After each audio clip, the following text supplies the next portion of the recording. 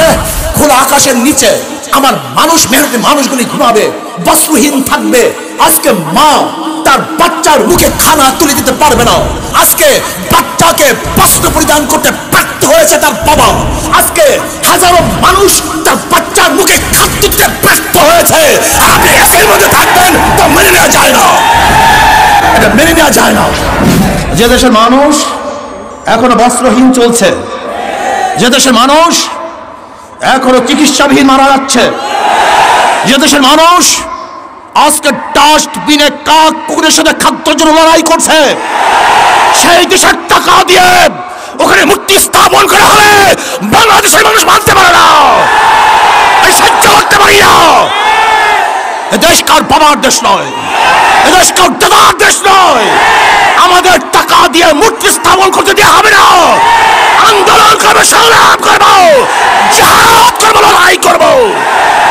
ভাইয়ের আমার, কথাবার্তা ক্লিয়ার। যদি আপনি মূর্তি স্থাপন করতে চান, মূর্তি স্থাপনের জায়গা আছে, মন্দির, সেখানে মূর্তি স্থাপন করেন, 1000 মূর্তি স্থাপন করেন, কিন্তু বাংলাদেশের 90% মুসলমানদের ভূমিতে কোন মূর্তি চলবে না, চলতে হবে না। দিতে চাই না, যদি দেয়া শুরু করি বন্ধ করব না। রক্ত দিতে চাই না, দেয়া শুরু করলে রক্ত বন্ধ হয় না। মুসলমানের রক্ত কেউ বন্ধ করতে পারে নাই। আমরা সেই খালিদ বিন ওয়ালিদের উত্তরসূরি, আমরা আবু বকরের উত্তরসূরি, আমরা ওমরের উত্তরসূরি, আমরা আলীর উত্তরসূরি, আমরা বদর হাতিয়ার, আমরা খানদানের হাতিয়ার, আমরা উহুদের হাতিয়ার। আমরা জাগ্রত হলে আবু জাহেলকে গোটা দুনিয়া থেকে বিদায় না দেওয়া পর্যন্ত মাঠ ছাড়ার প্লেয়ার আমরা নই। মূর্তি স্থাপন করার চেষ্টা করেন, এমন ঢেউ দেওয়া হবে। এইটা তো মাত্র 1 নম্বর সিগন্যাল, 2 নম্বর বাকি হয়ে গেছে, 10 নম্বর বাকি, মহাবিপর্যয় কথা বাকি আছে। এমন টর্নেডো সৃষ্টি হবে, ভেঙে তছনছ হয়ে যাবে ইনশাআল্লাহ। টর্নেডো, মহাবিপদ সংকেত, মানুষের ঢেউয়ে মূর্তি সব বুড়িগঙ্গায় পড়ে যাবে, ওখানে মূর্তি থাকতে পারবে না। যারা দাম বাড়ান, যদি পেট্রোলের লিটার 1 লক্ষ টাকাও হয়, আপনাদের কোনো সমস্যা নেই, কারণ এই পরিমাণ চুরি করেছেন, ডাকাতি করেছেন, টাকার পাহাড় করেছেন। যদি তেলের 1 লিটার দাম 1 লক্ষ টাকাও হয়, আপনাদের সমস্যা নেই। কিন্তু আমার গরিব দুঃখী মেহনত মানুষের অবস্থাটা কি হবে?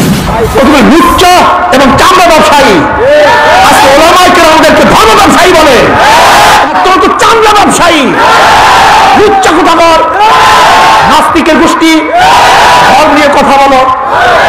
1000 মাদ্রাসার আমি লিস্টি করছি, সাহসটা বুঝেন আপনি?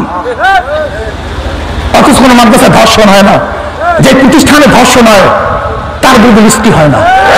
কোনো মাদ্রাসায় অস্ত্র পাওয়া যায় না, যে প্রতিষ্ঠানে অস্ত্র পাওয়া যায় তাদের বিরুদ্ধে লিস্টি হয় না। ওই যে নিউ মার্কেটে রোজার সময় যারা খুন করছে তাদের বিরুদ্ধে লিস্টি হয় না।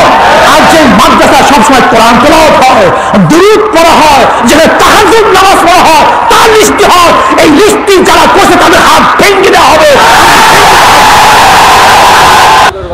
তবে অনুমতি কে দিছে যে 16 জন ওলামায়ে কেরাম ধর্ম ব্যবসায়ী, মাদ্রাসা সন্ত্রাসবাদ, এই রিপোর্ট কালেকশন করে অনুমতি তোকে কে দিছে? সময় আসুক বুঝবি রিপোর্ট কিভাবে দেওয়া হয়। সলিমুল্লাহ ইউনিভার্সিটি, এরা বাংলাদেশের 90% মুসলমানদের দেশে ইউনিভার্সিটি। এই ইউনিভার্সিটি গড়ছে মুসলমান, জায়গা মুসলমানদের, হিন্দুরা বাধা দিয়েছে।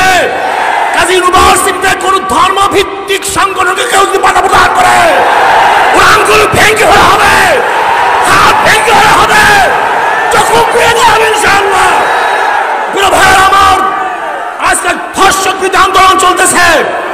এইভাবে ধর্ষণ বিরোধী আন্দোলন করলে হবে না।